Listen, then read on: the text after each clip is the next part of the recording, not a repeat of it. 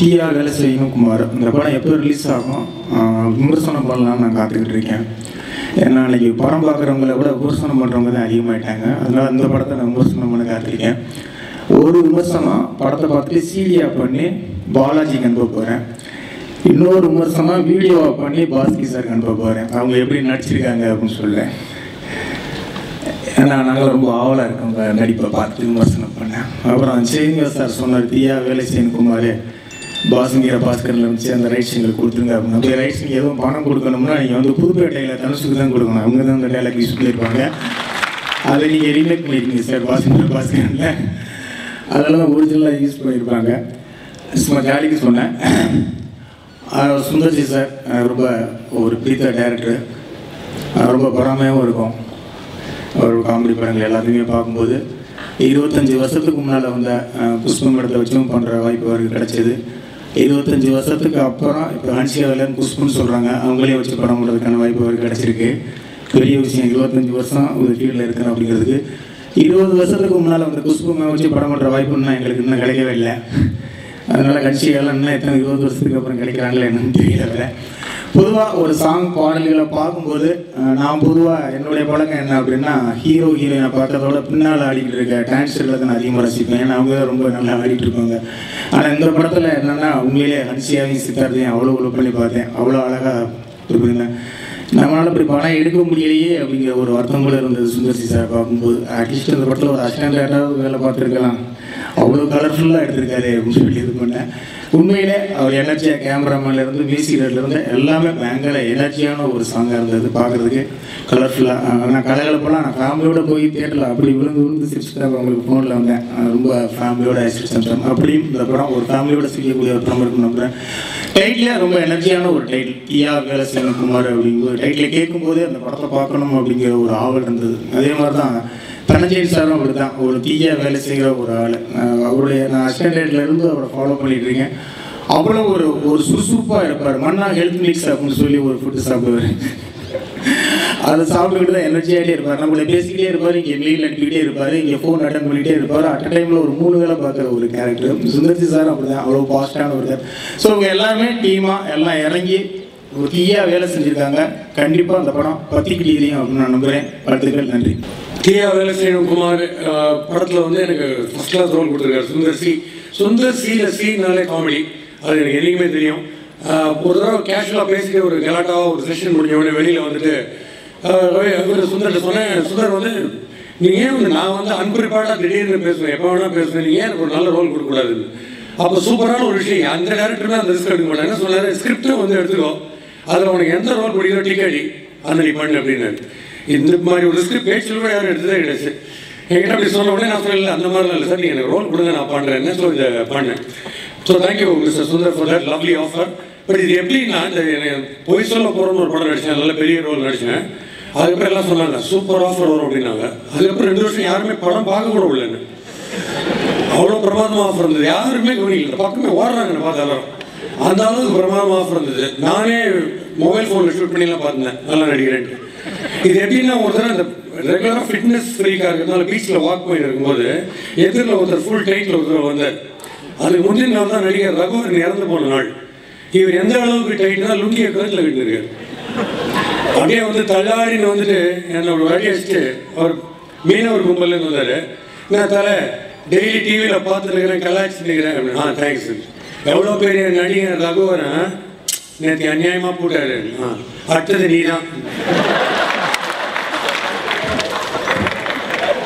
அப்படின்னா என்ன ஐட்டா பர்சனாலிட்டி ஆகிறப்பா, அடுத்தது நீ தான்ப்பா வரணும். வரணும்ன்றியா நீ போகணுன்றேன்னு நினச்சேன். நிறைய இடத்துல நம்ம இப்போ நான் ஃபார் எக்ஸாம்பிள் பேப்பரில் டெய்லி ஃபோட்டோ வரும், காலம் எழுதுவேன், ரேடியோவில் டெய்லி பேசுவேன், டிவியில் டெய்லி வரேன் லைவில்.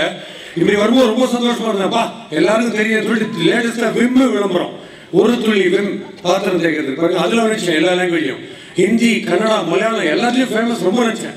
அதுக்கு கரெக்டாக ஆப் வச்சாங்க. ஒரு லேடி ஒரு ஷூட்டிங் போயினாங்க, திடீர்னு கூப்பிட்டாங்க, பாஸ்கி நேற்று இந்த விம்மு விளம்பரம் பார்த்தேன்ப்பா, ரொம்ப ஜோராக இருக்கேன் பார்க்கறதுக்குன்னாங்க. நானே பார்க்கறதுக்கு பாத்திர மாதிரி இருக்கும் போல இருக்கு. ரொம்ப ரொம்ப தேங்க்ஸ் அப்படின்னு. வேற ஒன்றும் இல்லை, ஒரு வாரமாக வீட்டில் வேலைக்காரி வரவே இல்லை, 4 பாத்திரத்தை கொஞ்சம் தேய்ச்சி கொடுத்துறியா, ஏன் அப்படியே பாத்ரூமும் கிளீன் பண்ணிட்டான். இல்லை அதுக்கு விஜய் ஆதிராஜ் இருக்காரு.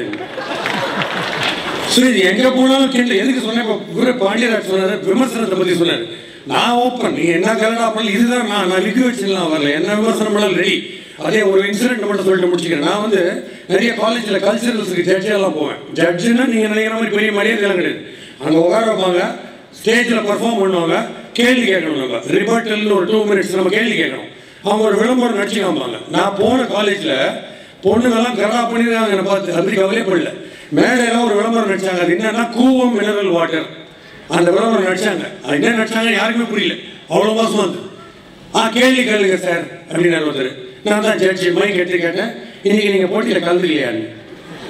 ஒருத்தருக்கு ரொம்ப கோவம் வந்துச்சு ஸ்டேஜில். இந்த ஸ்டூடெண்ட் தான் அப்புறம் மைக்கை பிடிக்கிட்டேன், தலை நீ டிவியில் தான் லூஸ் மாதிரி பேசுகிறேன்னு நினச்சேன், நீ நேர்லையும் லூஸ் மாதிரி தான் பேசுகிற. நான் நேரில் மட்டும் இல்லை, சைட்லேயும் லூஸ் தான். ஆனால் கூவம் மினரல் வாட்டர்னா என்னன்னு சொல்லு, எனக்கு புரியல. தலை கூவம் மினரல் வாட்டர் குச்சி பாரு, ஃபர்ஸ்ட் கிளாஸில் பாஸ் பண்ணலான்னா. நான் சொன்னேன், எனக்கு தெரிஞ்சு அதை குடிச்சா ஒன்று தான் பாஸ் பண்ண முடியும், வெளியில் போய் பாஸ் பண்ணணும்னு. உடனே இன்னொருத்த சொன்னேன், நான் சொல்ல நீ லூஸுன்ட்டு. ஆமாம் நான் லூஸ் தான். இது ஜட்ஜிக்கிட்ட. உடனே எங்கிட்ட கேட்டான், நான் ஒன்று ஒரு கேள்வி கேட்டான். என்ன கேளு, நீ எதுக்கு தலை தொப்பி போட்டுக்கிறேன்னு தெரியல, நீயே சொல்லு. நான் தான் லூஸுன்ட்டு, நீயே சொல்லு. நீ எதுக்கு தெரியுமா தொப்பி போட்டுக்கிற, உள்ள ஒன்றே இல்லை, அதான் தொப்பி போட்டுக்கிற. நான் கேட்டேன், நீ எதுக்கு பேண்ட் போட்டுருக்க, இது என்ன கேள்வி? அதே கேள்வி தான், நீ கேட்குற மாதிரி தான் நானும் கேட்குறேன். இது என்ன கேள்வின்னா அப்புறம் வந்து காலில் ஒன்றான்.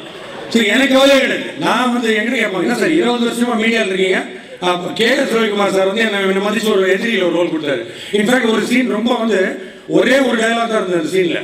பட் அந்த சீனில் நான் டெவலப் பண்ணி கச்சாமச்சான்னு பேசினேன், என்ன கை கொடுத்தாரு. உன் பஞ்சஸ் உனக்கு என்ன தோணுதோ சேர்த்துக்கணும். அதுக்கப்புறம் சீனை கட் பண்ணிட்டாரு, வேறு விஷயம். பட் எனக்கு அந்த ஃப்ரீடம் கொடுத்தாரு, ஹேட்ஸ் ஆஃப். இன்னொரு சீன் நடிக்கும் போது ஒரு ட்ராலி ஷாட் அந்த ஜெயசித்ரா மேடம் படத்தில், நான் திடீர் அந்த ஷாட் முடிஞ்சவொன்னே சொன்னேன், நீங்கள் கொஞ்சம் லேட் பண்ணிட்டீங்க சார். ஏன்னா எவ்வளோ பெரிய டேரக்டர், தசாவதாரம் டேரக்ட் பண்ண டேரக்டர் போயிட்டு நீங்கள் லேட் பண்ணிட்டீங்க சார் இல்லை வாங்கிட்டேன். அவர் என்ன சொன்னார், ஒரு நிமிஷம், அதை திருப்பி இன்னொரு வாட்டி போடுங்க, ரீப்ளே பண்ணுங்க. இல்லை அவன் பாஸ்கி சொல்கிறது கரெக்டு, திருப்பி ரீடேக் பண்ணுங்கன்ட்டு. இதெல்லாம் கொஞ்சம் ஷாக். இது ஓப்பனாக சொல்கிறோம், இது நல்ல ஸ்பிரிட் எடுத்துக்கிறாங்க, கோச்சிக்கிறவங்க கோச்சிக்கிறாங்க. நிறைய இடத்துல இந்த பிரச்சனை வருது சார். இப்போ என் கூட ஒரு ஃப்ரெண்ட் இருந்தான், அவன் எப்போ பார்த்தாலும் இந்த மாவா போடுற பழக்கம், வெத்தலை தூக்கினே இருக்கும். அந்த காலத்தில் 80s காலேஜ் படிச்சு உடுப்பி ஹோட்டல் போகணும், நல்ல ப்ரெஸ்டீஜியஸ் ஹோட்டல். அங்கே போயிட்டு என்ன பண்ணால், எல்லாரும் சாப்பிடும்போது வாஷ் பேஸில் போய் தூக்கினான். எல்லாரும் இட்லி தோசை அப்படியே போட்டாங்க. ஹார்ட் கிட்னிலாம் வெளில வந்துச்சு எல்லாரும். அங்கேயும் டெல்லாலேருந்து நேரம் ஓனர் வந்தார். அறிவு இல்லை, பெரிய பெரிய பணக்காரங்க பெரிய ஆளுங்கெல்லாம் சாப்பிட்டுருக்காங்க, துப்புரிய அறிவு இல்லைன்னு. சாரி சார், என்ன சாரி சார், நீ எல்லாம் அவனை 5 ஸ்டார் ஹோட்டல் போய் துப்பிடணும், அப்போ தெரியும். நான் 5 ஸ்டார் ஹோட்டல் போய் துப்பிக்கிறேன் சார். துப்பிக்கிறியா? என்ன சொன்னாங்க, ஏன் இதுன்னா உடுப்பி ஹோட்டல் நினச்சியா?